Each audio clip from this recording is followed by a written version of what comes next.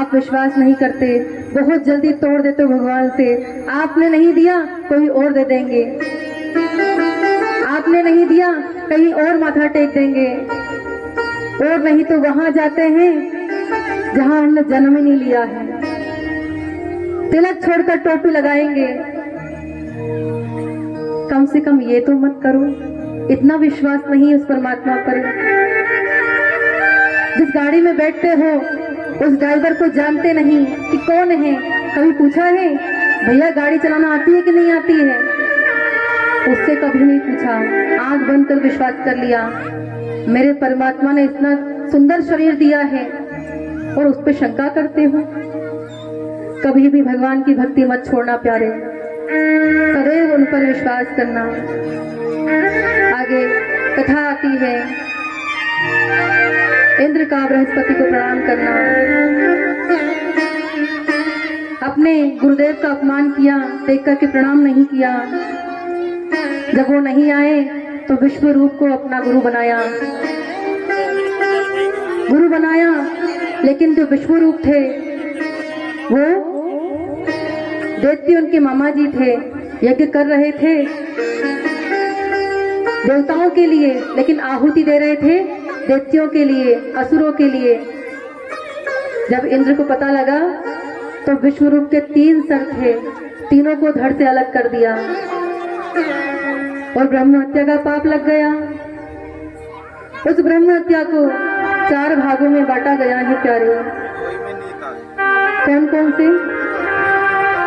एक भाग दिया गया पृथ्वी को। जब पृथ्वी बंजर हो जाती है तो वहां इसका दर्शन होता है। दूसरा स्थान दिया गया जल को। जो दूसरा भाग है उस ब्रह्म हत्या का कहाँ दिया गया? जल में। आपने देखा होगा कहीं कहीं झाग बन जाता है, उसे फैन कहते हैं, उसमें उस ब्रह्म हत्या का दर्शन होता है। तीसरा भाग जो है वो वृक्षों को दिया। जिस वृक्ष में गोंद का दर्शन होता है, जो वैष्णव जन होते हैं वो गोंद नहीं खाते। क्यों? क्योंकि उसमें ब्रह्म हत्या होती है, उसका दोष आपको लगता है। तीसरा स्थान दिया स्त्रियों को, जो रज के रूप में दर्शन होता है। इन 4 स्थानों पर उस ब्रह्म हत्या को बांटा गया। इसके बाद बड़ी ही सुंदर एक कथा आती है, जिसमें एक ऐसा दैत्य राक्षस तो था, तो राक्षस परंतु भगवान का भक्त, वृत्तासुर। बड़ी सुंदर कथा। दैत्य होकर भी भगवान से बड़ा प्रेम करता। इन्होंने एक अपराध किया और योनि प्राप्त हुई वृत्तासुर की। इंद्र ने इनको मारा। आगे कथा आती है,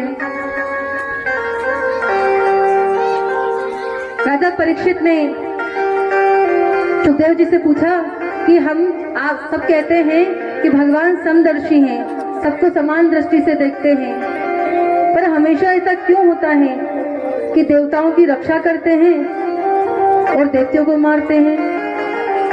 भगवान तो सबको समान मानते हैं ना, तो फिर वो ऐसा क्यों करते हैं? सुखदेव जी ने कहा, राजन ऐसी बात नहीं है। प्रभु शत्रु हो या फिर उनका भक्त,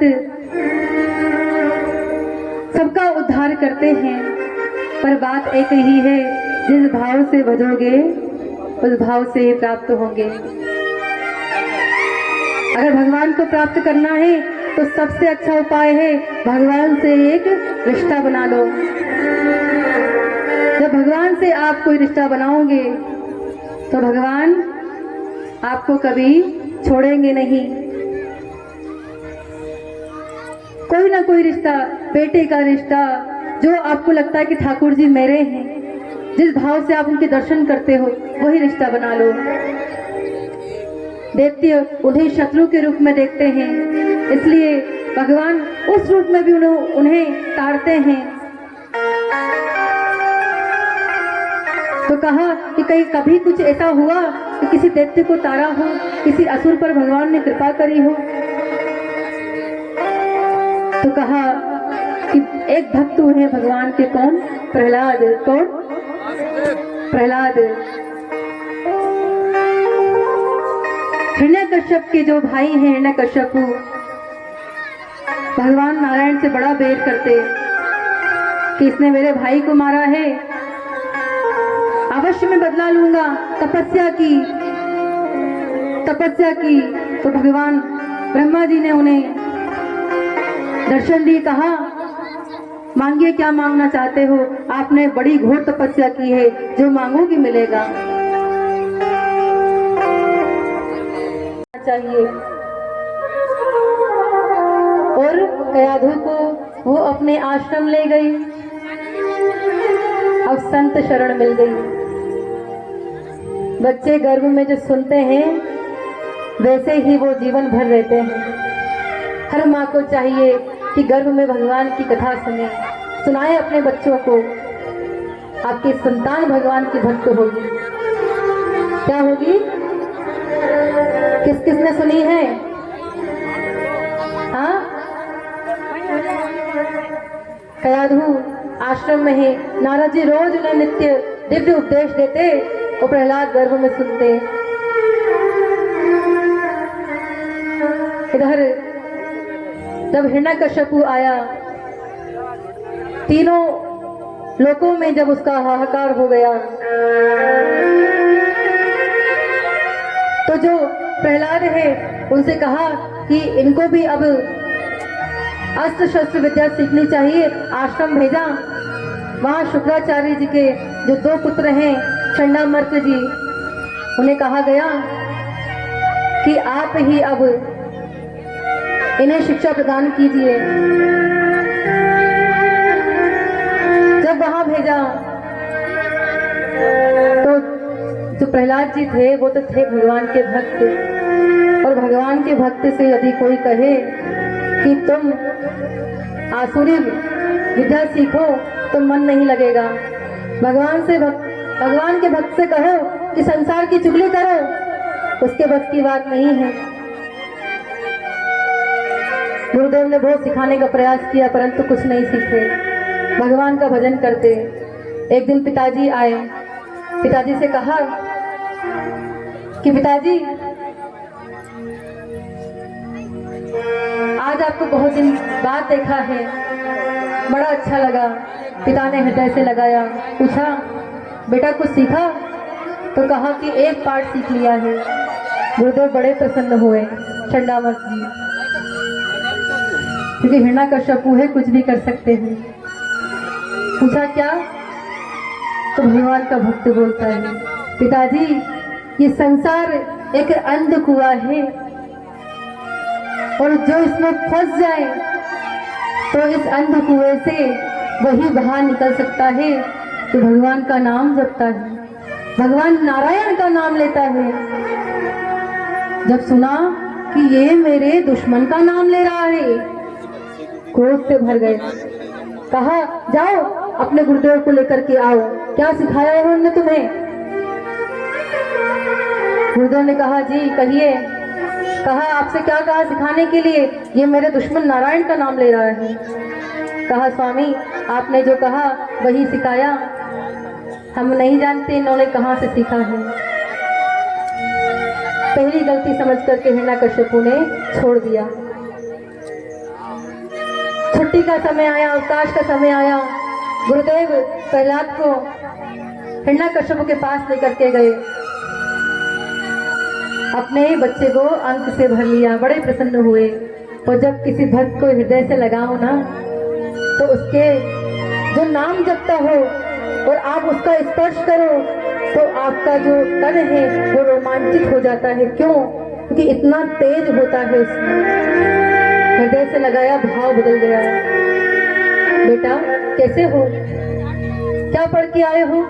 बोले पिताजी इस बार तो 9 पाठ सीख करके आया हूँ। नौ पाठ कौन से? नवधा भक्ति का वर्णन प्रहलाद जी ने सुनाया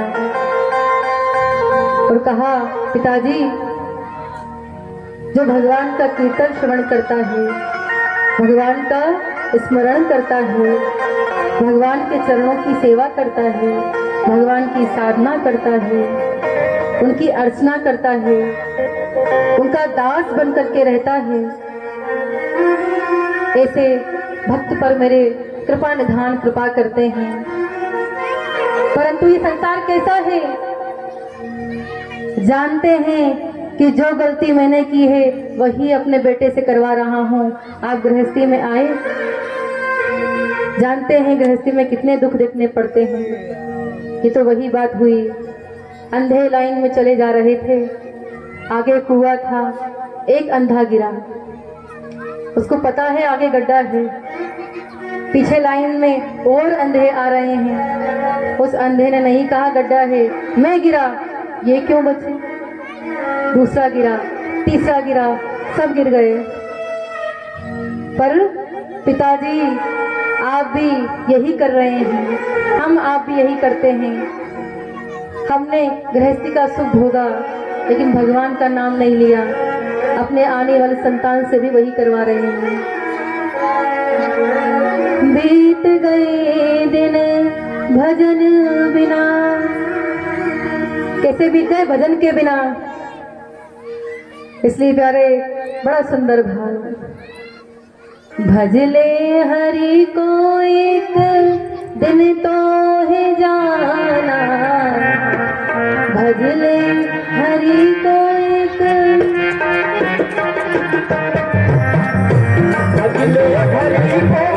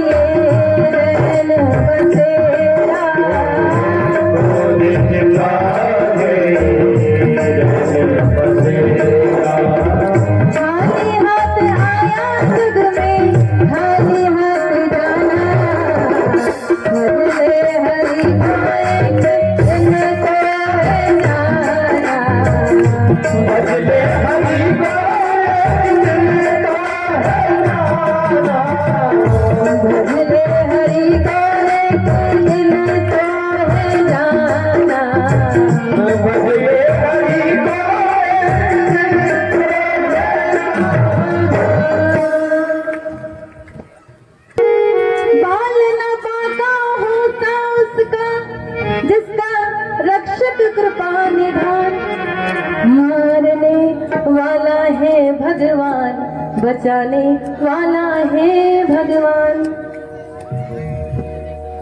प्रभु उसकी सहायता करते हैं, सब प्रयास किया नहीं मरा। गुरु ने कहा, गुरुजी ने कि आप चिंता ना करें, हम इसको सिखाएंगे, परंतु नहीं माने। एक दिन फिर मिलना हुआ, कहा पिताजी मेरे भगवान कण कण में वास करते हैं। पूछा कण कण में वास करते हैं? हर स्थान में वास करते हैं, तो क्या तेरा भगवान इस खंबे में है? प्रहलाद जी मुस्कुराने लगे। पिताजी, कैसा प्रश्न कर दिया। ये मत पूछो कि क्या वो इस खंबे में है, ये पूछो कि वो कहाँ नहीं है। क्रोध से भर गया। अच्छा, सब स्थान पे है। जोरदार गदा का एक प्रहार किया और जैसे ही प्रहार किया, मेरे प्रभु नरसिंह अवतार में प्रकट हो गए, क्रोध में भर उठे। देखा, ये मेरे भक्त को परेशान करने वाला वही व्यक्ति, इसको मैं आज छोड़ूंगा नहीं। बहुत कष्ट दिया मेरे भक्त को। भगवान सबको माफ कर सकते हैं, लेकिन जिसने भगवान के भक्त का दिल दुखाया हो उसे माफ नहीं कर सकते। भगवान ने, नरसिंह भगवान ने उसे अपनी जंघाओं पर रखा। कहा, क्या वरदान मांगा था तूने? ना भीतर मरूं ना बाहर। देख, ना भीतर हूं ना बाहर, बीच दहलीज पर बैठा हुआ। कहा था ना ऊपर मरूं ना नीचे। देख, ना तू ऊपर है ना तू नीचे है, तू मेरी जंघाओं पर है। तूने कहा था ना दिन में मरूं ना रात में। देख, ना दिन है ना रात है, संध्या का समय हो रहा है। ले, तेरा ये वचन भी मैंने पूर्ण किया। और बोल। कहा, ना अस्त्र से मरूं ना शस्त्र से। बोला, देख, ना अस्त्र लाया हूं ना शस्त्र लाया हूं, तूने मेरे भक्त का दिल दुखाया है, मैं तुझे नाखूनों से चीर दूंगा। और कहा कि मैंने कहा था ना मनुष्य से मरूं ना किसी प्राणी से। कहा, लुक एट मी, देख मुझे, ना तो मैं मनुष्य हूं ना ही प्राणी हूं। नरसिंह भगवान बनकर के मेरे नाथ आए हैं अपने भक्त की रक्षा करने के लिए। कहा, अच्छा प्रभु, अब भी आप मुझे नहीं मार सकते। मैंने कहा था 12 महीने में किसी मास में ना मरूं। प्रभु ने कहा, बस यही कमी है, मैंने तेरे लिए 13वां महीना बनाया है, अधिक मास। ले, मैंने ये वरदान भी पूर्ण किए। मेरे प्रभु ने अपने भक्त के दिल को दुखाने वाले को, उसके पेट को अपने नाखूनों से चीर दिया। इतना क्रोध किया, मैं तुझे छोड़ूंगा नहीं, तूने मेरे भक्त का अपराध किया। अब क्रोध शांत नहीं हो रहा। सारे देवी देवताओं ने प्रयास कर लिए, परंतु भगवान का क्रोध शांत नहीं हो रहा। अब सारे देवता बोले, प्रभु जिसके लिए अवतार लिए हो उसे ही आना पड़ेगा। और वो नहीं आए, क्रोध शांत होने वाला नहीं है। जैसे ही प्रहलाद सामने आए, प्रभु अपने भक्त को अपने जिह्वा से चाटने लगे। माफ कर दे, मुझे लेट हो गया, विलंब हो गया मुझे आने में। तुझे कष्ट तो नहीं हुआ? कहीं तुझे चोट तो नहीं लगी? मुझे माफ कर दे मेरे बच्चे, मुझे आने में देर हो गई। इतने दयालु कृपालु को यदि आप भूल जाओ तो आपसे अधिक अभागा कौन होगा मेरे प्यारे।